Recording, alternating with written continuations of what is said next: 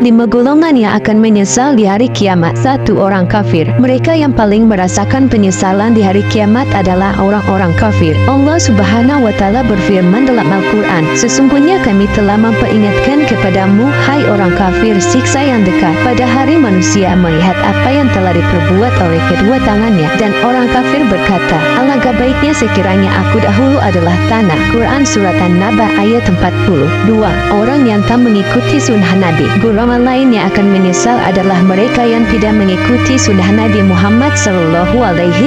Mereka yang menolak petunjuk yang diwariskan oleh Rasulullah akan merasakan penyesalan mendalam. Allah Subhanahu wa Ta'ala berfirman, "Dan ingatlah hari ketika itu orang yang zalim menggigit dua tangannya seraya berkata, aduhai kiranya dulu aku mengambil jalan bersama-sama Rasul." Quran Surat Al-Furqan ayat 27. 3.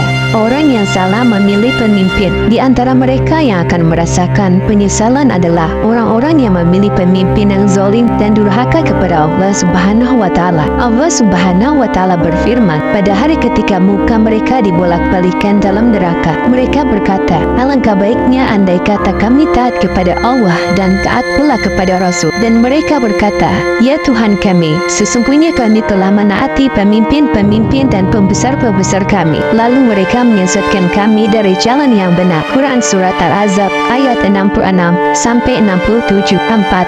Orang yang menghabiskan hidup dengan mengejar harta dan jabatan. Mereka yang hanya memikirkan harta dan jabatan di dunia tanpa mempersiapkan diri untuk akhirat juga akan menyesal. Allah Subhanahu wa Ta'ala menggambarkan nasib mereka. Adapun orang yang diberikan kepadanya kitab catatan amalannya dari sebelah kirinya, maka dia berkata, wahai alangkah baiknya kiranya tidak diberikan kepadaku kitabku ini, dan aku tidak mengetahui apa hisab terhadap diriku. Wahai kiranya kematian itulah yang menyelesaikan segala sesuatu. Hartaku sekali-kali tidak memberi manfaat kepadaku. Telah hilang kekuasaanku dariku. Quran Surat Al-Haqqah ayat 25-29. 5.